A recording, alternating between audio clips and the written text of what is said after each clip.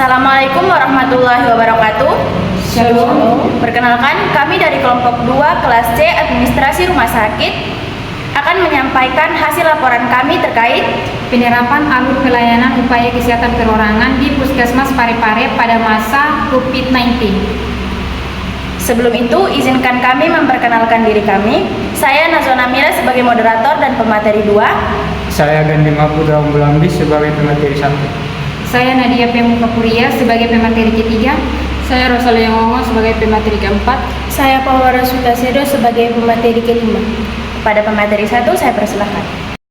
Latar belakang, Puskesmas di Kota Parepare mengalami perubahan signifikan dalam alur pelayanan upaya kesehatan perorangan atau UKP selama pandemi COVID. Untuk memutus rantai penularan virus, UKP mencakup pelayanan seperti pemeriksaan umum, kesehatan gigi, KIAKB imunisasi, farmasi, dan laboratorium yang semuanya disesuaikan dengan protokol kesehatan Kementerian Kesehatan.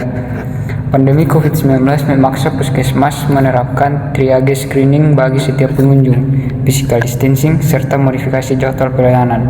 Untuk menghindari kerumunan, perubahan ini mencakup pelayanan di dalam dan di luar gedung, farmasi, laboratorium, serta sistem rujukan. Sesuai petunjuk teknis Kemenkes, penelitian di Puskesmas Medicine Namario dan Lapade menunjukkan adaptasi ini optimal untuk keamanan pasien dan tenaga kesehatan. Penerapan alur baru bertujuan meningkatkan pelayanan UKP secara aman, termasuk pengaturan ruang tunggu dengan layar transparan dan pemanfaatan sistem informasi komunikasi. Hal ini mendukung program Sehat Indonesia melalui pendekatan keluarga di Puskesmas. Observasi dan wawancara mengonfirmasi efektivitas di Parepare selama masa pandemi. Rumusan masalah yang pertama, bagaimana strategi manajemen pelayanan kesehatan di Puskesmas Kota Parepare. Yang kedua, bagaimana manajemen risiko dalam pelayanan kesehatan di Puskesmas Kota Parepare. Yang ketiga, bagaimana penerapan standar pelayanan minimal atau SPM. Tujuan yang pertama, untuk mengetahui strategi manajemen pelayanan kesehatan di Puskesmas Kota Parepare. Kedua, untuk mengetahui manajemen risiko dalam pelayanan kesehatan di Puskesmas Kota Parepare. Ketiga, untuk mengetahui penerapan standar pelayanan minimal atau SPM. Manfaat dari penelitian ini memberikan manfaat praktis bagi Puskesmas Kota Parepare, khususnya Lapade dan Medicine Namario, dengan mengungkap strategi manajemen pelayanan UKP yang adaptif selama pandemi COVID-19, termasuk triage screening, physical distancing, dan modifikasi alur layanan dalam luar dan gedung farmasi, serta rujukan sesuai petunjuk teknis Kemenkes.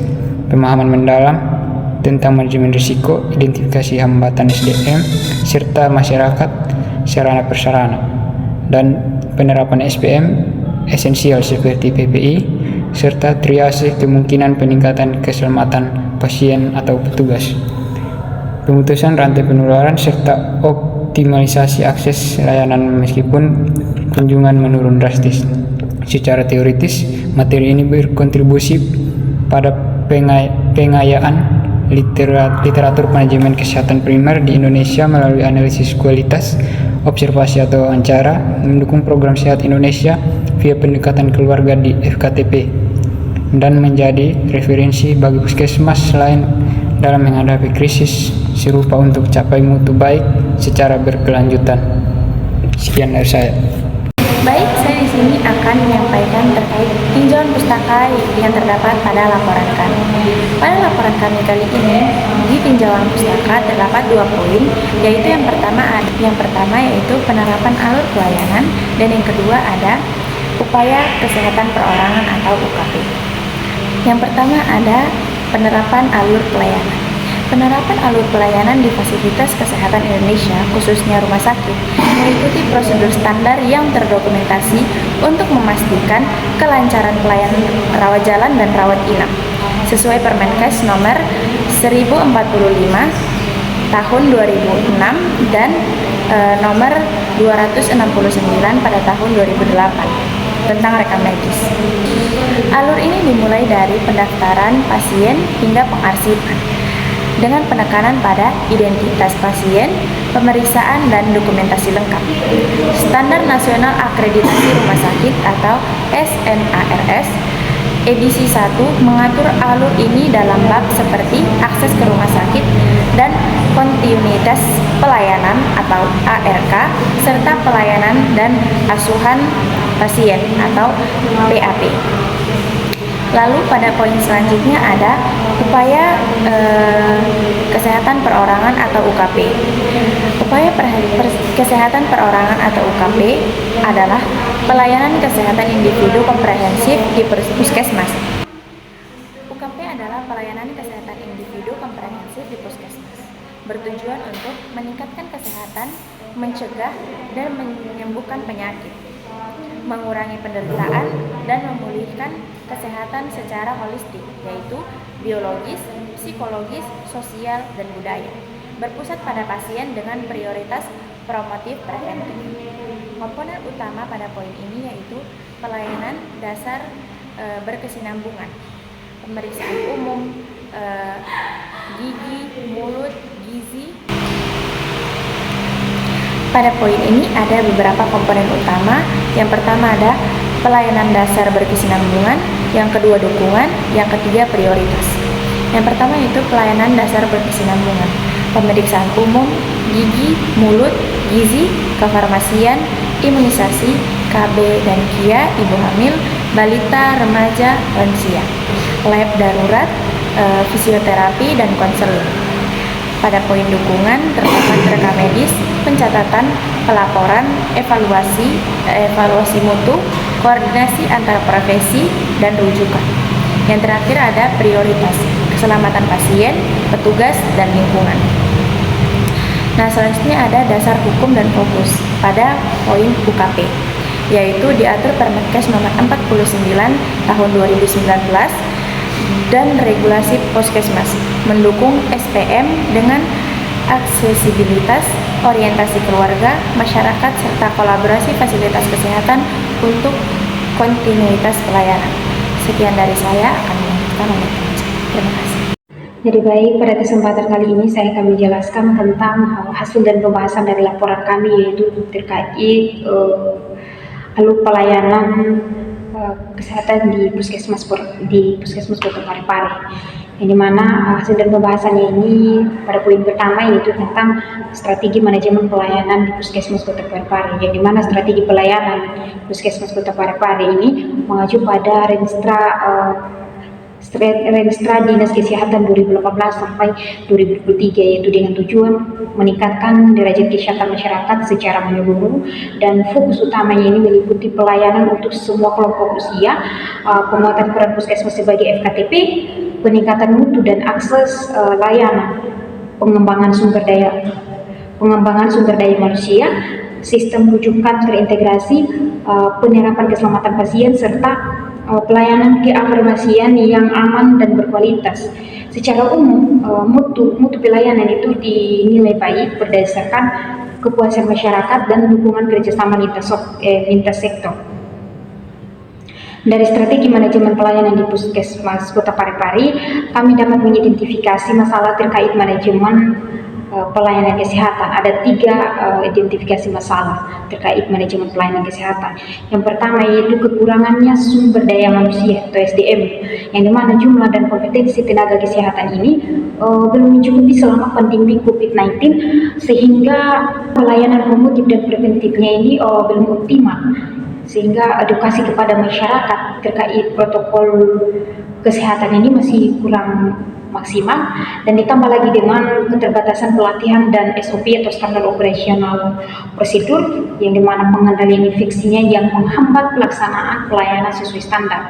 Terus identifikasi masalah yang kedua yaitu rendahnya kesadaran masyarakat, yang dimana sebagai masyarakat belum patuh terhadap protokol kesehatan seperti penggunaan masker dan menjaga jarak saat berkunjung ke puskesmas, yang dimana hal ini meningkatkan risiko penilaian COVID-19 dan menyulitkan petugas dalam menjaga keamanan pelayanan,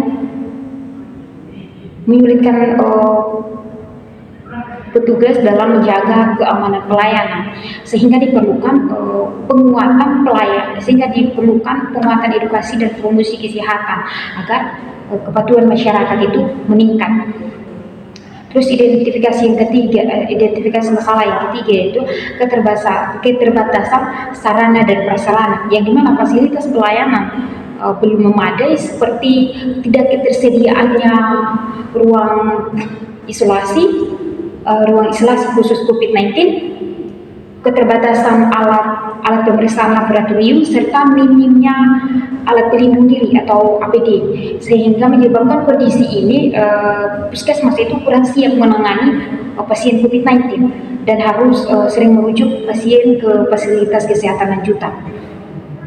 Selanjutnya yaitu poin yang kedua, yaitu strategi peningkatan pelayanan. Selain dari manajemennya tadi, manajemen dengan segi identifikasi dari poin pertama tadi, sekarang poin yang kedua yaitu tentang strategi peningkatan pelayanan. Di strategi peningkatan pelayanan ini hasil dari identifikasi masalah pada poin yang tiga identifikasi masalah. Poin yang pertama yaitu peningkatan sumber daya manusia. Jadi strategi dari peningkatan sumber daya manusia ini difokuskan pada pelatihan rutin seluruh tenaga kesehatan terkait pengendalian infeksi dan penggunaan alat pelindung diri. Dan selain itu, peran promotif dan preventif ini diperkuat melalui edukasi langsung kepada pasien dan keluarga, sehingga penambahan tenaga kontrak sementara ini diperlukan agar beban kerja lebih seimbang dan pelayanan tetap berjalan optimal. Strategi yang kedua itu peningkatan kesadaran masyarakat. Kesadaran masyarakat ini ditingkatkan melalui sosialisasi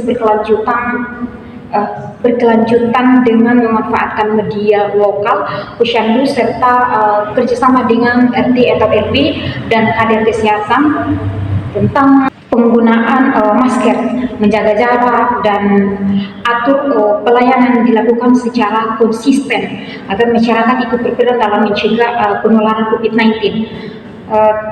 Strategi yang ketiga yaitu pemenuhan sarana dan prasarana. Jadi upaya perbaikan sarana dan prasarana ini dilakukan dengan menyediakan ruang isolasi sementara, menambah stok alat pelindung diri dan alat tes COVID-19, serta menyesuaikan ruang pelayanan agar lebih aman. Logistik dan kesehatan sangat diperlukan untuk menjaga keberlangsungan pelayanan farmasi, laboratorium, dan rujukan. Selanjutnya poin yang ketiga yaitu perubahan yang diperlukan dari manajemen pelayanan kesehatannya tadi, yang dimana identifikasi masalah. Terus poin yang kedua yaitu strateginya. Sekarang lanjut dengan perubahan yang diperlukan, yang dimana ada 3 perubahan yang diperlukan di sini juga. Yang pertama yaitu perubahan pada aspek sumber daya manusia, yang dimana diperlukan pelatihan wajib dan berkala bagi seluruh tenaga kesehatan agar mampu menjalankan alur pelayanan sesuai standar pandemi, penguatan edukasi promotif preventif, dan penambahan tenaga sementara, dan meningkatkan kesiapan petugas dalam menangani screening, triase, dan pencegahan infeksi. Selanjutnya yaitu poin yang kedua itu perubahan pada perilaku masyarakat, di mana pendekatan edukasi harus diperluas dan lebih terintegrasi dengan melibatkan tokoh masyarakat, RT, RW, dan kader kesehatan. Dan edukasi protokol kesehatan dilakukan di setiap tahapan pelayanan dan didukung layanan jarak jauh untuk pasien isolasi mandiri, sehingga masyarakat itu lebih patuh dan tidak takut mengakses layanan kesehatan. Selanjutnya pada poin ketiga yaitu perubahan pada sarana dan prasarana, yang dimana perlu dilakukan modifikasi ruang pelayanan seperti penyediaan ruangan isolasi sementara, pemisahan zona ISPA dan non-ISPA, serta penguatan fasilitas pendukung farmasi dan laboratorium. Sehingga perubahan ini bertujuan untuk meningkatkan keselamatan pasien dan petugas serta memperkuat sistem rujukan selama pandemi. Sekian penjelasan saya terkait poin pertama pada hasil dan pembahasan. Terima kasih. Jadi baik, saya akan melanjutkan materi 3.2 terkait manajemen risiko dan pelayanan kesehatan di Puskesmas Parepare. Kekurangan SDM di fasilitas kesehatan meningkatkan risiko paparan infeksi massal pada pasien, khususnya di area tunggu dan rawat jalan akibat trase tidak tepat, seperti pencampuran pasien ISPA dengan non-ISPA. Hal ini juga memicu kegagalan stabilisasi prarujukan dengan transmisi aerosol tanpa penanganan optimal yang berpotensi terbentuk klaster penularan di fasilitas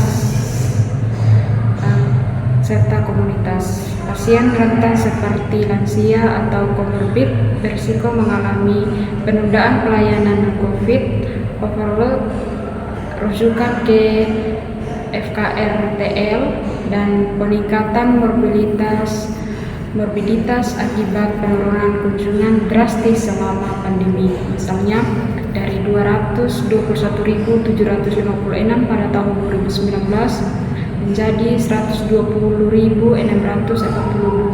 pada tahun 2020 karena ketakutan masyarakat. Manajemen risiko di Puskesmas Parepare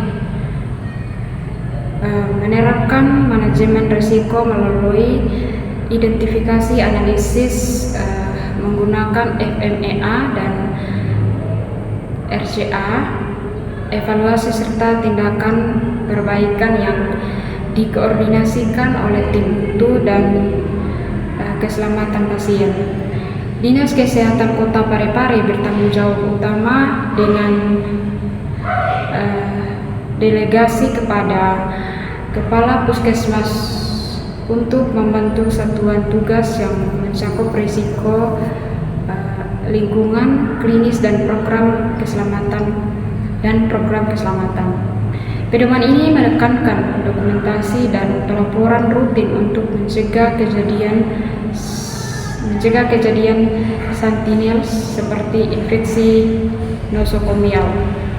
Strategi mitigasi triase dan infeksi triase primer di IGD atau di Puskesmas memisahkan pasien ISPA dengan riwayat kontak atau gejala pernapasan ke area terpisah menggunakan Early Warning Score atau EWS dan screening COVID-19. Penanganan operasi dilakukan dengan protokol kewaspadaan seperti jarak duduk, cuci tangan, dan pengukuran suhu untuk mengurangi transmisi, untuk mengatasi penurunan kunjungan digital, dan telemedicine direkomendasikan guna memulihkan kepercayaan tanpa meningkatkan risiko. Sekian video dari saya. Di sini saya akan menjelaskan materi tentang pengenalan penerapan standar pelayanan minimal atau SPM. Puskesmas Lapade dan Madising Namario menerapkan SPM sesuai dengan pedoman Kemenkes Republik Indonesia selama pandemi COVID-19 dengan fokus pada pelayanan esensial seperti rawat jalan dan gawat darurat. Meskipun jumlah kunjungan pasien menurun secara signifikan, Puskesmas tetap berusaha menyelenggarakan layanan dengan SOP yang dimodifikasi. Namun, ada tantangan dalam hal SDM, kesadaran masyarakat, dan infrastruktur.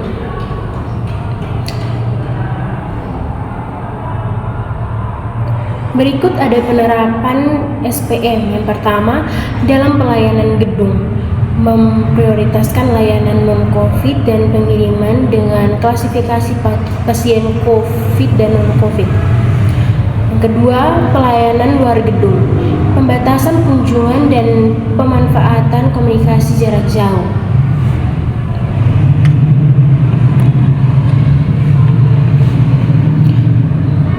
Yang ketiga, farmasi dan laboratorium.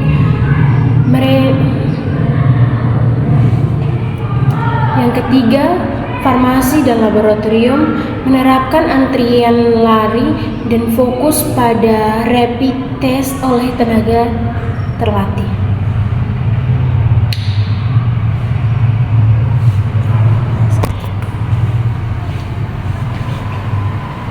Berikut ada kendala dari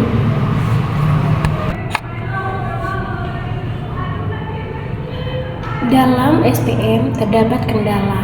Yang menjadi kendala utama meliputi kurangnya pelatihan SDM dan fasilitas isolasi yang mengakibatkan rujukan dini pasien dengan gejala ringan dan pelanggaran protokol oleh masyarakat.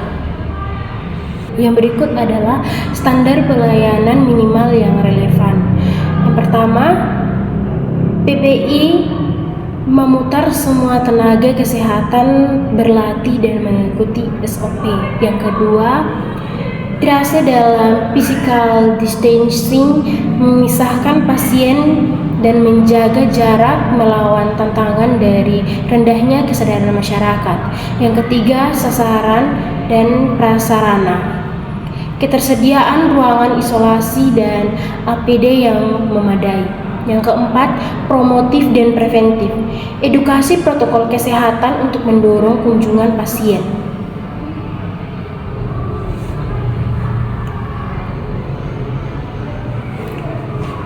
Yang terakhir ada inovasi. Inovasi yang pertama itu Simpu Digital, sistem informasi digital untuk pengaturan SDM dan pelatihan online. Yang kedua, Puskesmas Pintar Berjalan.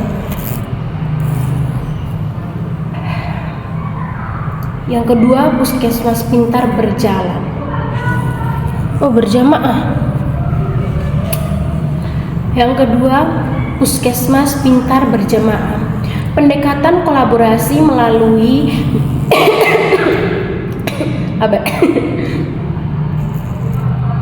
Yang kedua, Puskesmas Pintar Berjamaah.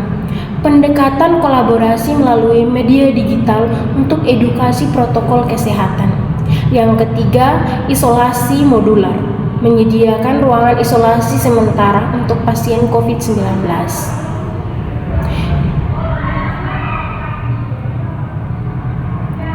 Inovasi bertujuan untuk mengatasi kekurangan SDM, meningkatkan kesadaran masyarakat, dan memenuhi fasilitas yang diperlukan dalam pelayanan kesehatan. Sekian materi dari saya, terima kasih.